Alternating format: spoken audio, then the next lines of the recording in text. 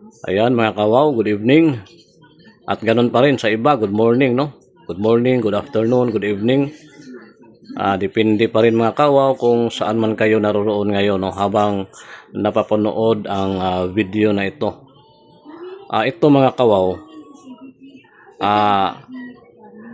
ipapaliwanag ko lang ito mga kawaw, no? Kasi may nagtanong sa atin, no, kung bakit ko raw sinasabing mutya ng manok ito. Actually totoo naman, ako lang naman ang nagsabi na mutya ng manok, pero ipapaliwanag ko sa inyo mga kawaw bakit ko nasabing mutya ng manok. Bigyan ko lang kayo ng pinagmula, no, o istorya nito. Ganito yan mga kawaw. Kaibigan ko mismo, matalik na kaibigan, ang talagang may-ari nito, no? Siya po isang manggagamot. Actually hindi naman siya talaga yung matatawag natin na albularyo or yung manggagamot na talagang yung iba kasi pag tinatawag, karamihan kasi sa mga manggagamot mga kawaw, yung parang pinagkitaan na nila, no? Yung kumbaga trabaho. Ang sa kanya, marunong lang siyang manggamot. May mga suki na rin, no? Mga nagpapagamot sa kanya, pero talagang hindi talaga siya, no? Yung sa kanya lang talaga ay tumutulong lang ba, kasi nagkataon lang na may mga ginagamot talaga din siya ang umpisa na talagang gumagaling, kaya yun, marami nang lumalapit sa kanya, pero talagang hindi siya yung manggagamot talaga na manggagamot. Nilalapitan lang talaga sa mga may nangangailangan. Tapos mga kawaw, mayroon siyang mahilig din sa manok, pero hindi naman siya nagsasabong, hindi siya nagsusugal, no? Mahilig lang siya mag-alaga ng mga manok. Tapos itong may manok siya na yung tinatawag, bigay kasi sa kanya, actually may nagpagamot sa kanya na European citizen, no? Pero Pinoy lang din, pero nasa Europe na nakatira. Tapos nagpagamot sa kanya, pero yung European na yun mga kawaw, yun talaga ang sabungero, no? Tapos yun na nga, sa ano naman, gumagaling, kaya niregaluhan din siya ng manok na yung tinatawag daw na ano ba yun, Milsim Black. Correct nyo lang ako kung tama ba yung, basta yun ang naalala ko, no? Parang Milsim Black ang tawag daw sa manok na yun. Tapos mga kawaw, 5 beses talaga nanalo, nag-champion ang manok na yun mga kawaw. Sabi niya lang, pero actually nakikita ko pa talaga ang manok na yun.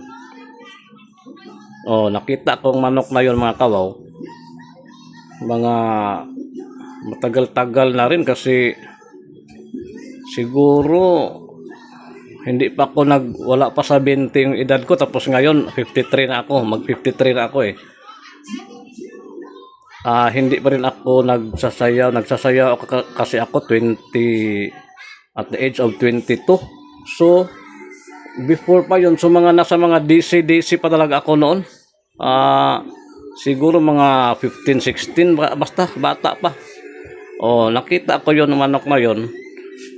Tapos yun na nga, ang lang nun, ang galos lang nun, nasa lang niya, sa umay ulo, o sa parang na lang ng kunti, no, sa ulo. Pero panalo talaga, 5 beses na champion na yung manok na yon. Kaya na mga kawaw, no? Madaliin na lang natin ang istorya. Habang sa katandaan na yun, namamatay na ang manok na yon, inilibing po niya mga kawaw. Inilibing ni nung manok. Tapos yun na nga, nagtaka siya sa katagal. Imagine niyo, ako mag 53 na. Tapos yun nga, hindi ko lang matansano, basta siguro na sa mga 15, 14, mga ganon pa talaga ako. Tapos yun nga, namatay pala ang manok na yun. Tapos yun ang ang sabi niya, Palagi daw siyang nananaginip na may matanda raw, isang matanda, maputi daw ang buhok. Ito na mga kawaw, depende na lang sa inyo kung maniniwala kayo, no? Basta ito ay, yun lang ang kwento din niya mga kawaw. Maputi daw ang buhok na mahaba, may balbas na mahaba, puti. Puti daw talaga pati balbas at saka yung ano niya, yung ano ba ito, kilay. Oo, puting-puti daw. Tapos ilang bisis na kasi niyang napanaginipan. Kaya sinubukan talaga niya kasi ukayin daw yung nilibing na manok. Oh, kaya nga hindi, sinubukan na talaga niya mga kawaw. Ito na ngayon, nung hinukay niya ang manok mga kawaw, wala na talagang walang natira na talaga mga kawaw, kundi ito lang ang nakita niya. Oh, ito ang nakita niya na parang kung tingnan natin, oh, parang talagang hugis ng paa ng manok. Di ba na ano yun yung bibili tayo ng barbecue, ganyan. Oh, parang paa ng manok, oh. Oh. Oh, tapos ito na nga mga kawaw. Ngayon, nasa ano na si tatay, mga 90 plus na, oh. 90, hindi ko nagkamali, mga 92. Oh. Wala na, hindi na talaga siya nagamot. Tapos ako nga ito, mahilig ako sa mga bato-bato. Oh, nung dinalaw ko siya, ito nga, nagustuhan ko rin, binigay naman niya kasi sabi niya, parang pati sa panggamot daw, parang wala na, hindi na nga, ano na nga siya yung tumatanggi na nga pag may nagpapagamot, no? Talagang mahina na rin talaga siya ngayon. Oo. So kaya ako sinasabi ko na lang talaga na mutya ng manok. Tapos kasi ito mga kawaw, bato na talaga ito. Tapos kung ano naman natin, kahit matagal ito, no, pero hindi pa rin natin masasabi yung sinasabing fossilized, kasi ang fossilized mga kawaw, nag-search na ko niyan, million years yan sa tagal, no, bago ma-fossilize. Ito matagal man, pero mga nasa palagay na lang natin mga 40 to 50 years lang hindi pa yan, wala pang maging fossilized ganyan pero naging ganito na siya. Kaya tinatawag ko na talaga na lang na mutya ng manok. Oh, tapos ang galing, ang ano ko dito, siguro baka ito, no, yung napanaginipan niya matanda, siguro baka siguro ibinigay ito sa kanya para sa panggamot siguro. Kasi yung itong ang ako na lang mismo ang nag-isip ba, sa banda rito, ito parang ang kinis, no, na bilog, parang maganda pang pang ganyan, kung may mga karamdaman siguro, ganun siguro ito, pangtusok siguro, di ba? Pwede siguro kasi nanggamot na si tatay, no, nanggamot na siya, kaya siguro binigay sa kanya ito.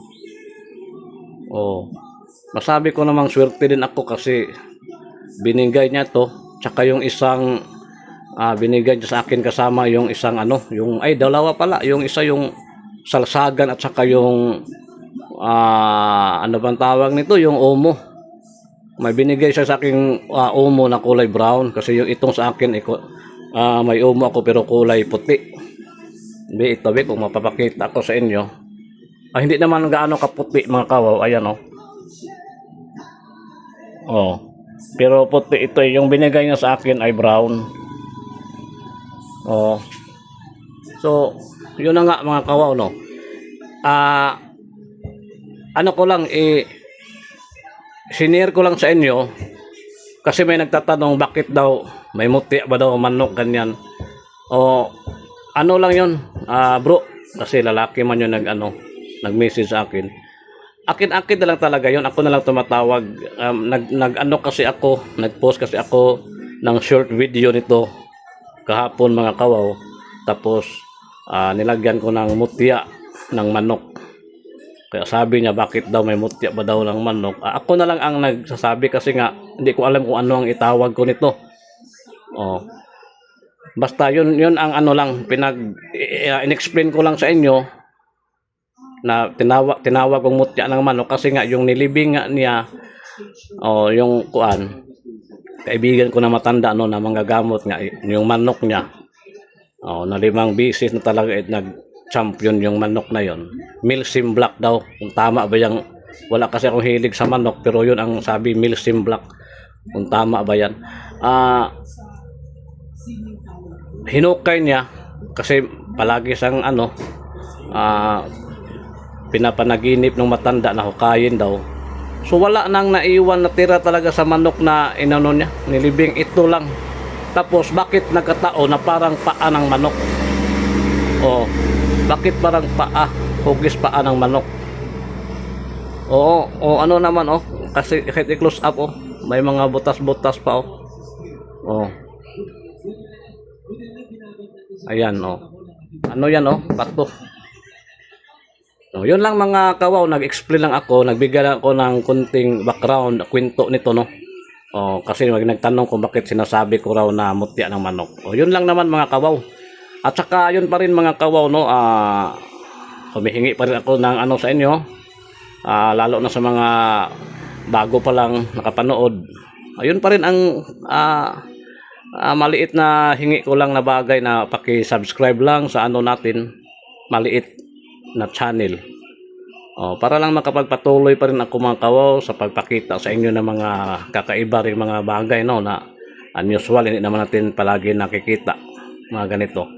Ito kahit may magsasabi na tingnan nila sa actual, willing ako ipakita sa inyo ito. Nandito lang sa akin Tapos paki-comment na rin mga kawaw, lalo na sa mga may alam talaga kung ano ito, kung nagkamali man ako, hindi man ito mutya ng manok, ano ito, pakisabi na lang kung ano rin ito. Yan. Okay, hanggang dito na lang mga kawaw. Okay, like, share, comments, and mahalaga paki-subscribe para naman umangat ng konti ang maliit natin channel. Yun lang ang tulong na hihingin ko sa inyo mga kawaw. Maraming salamat sa panonood. God bless po sa ating lahat.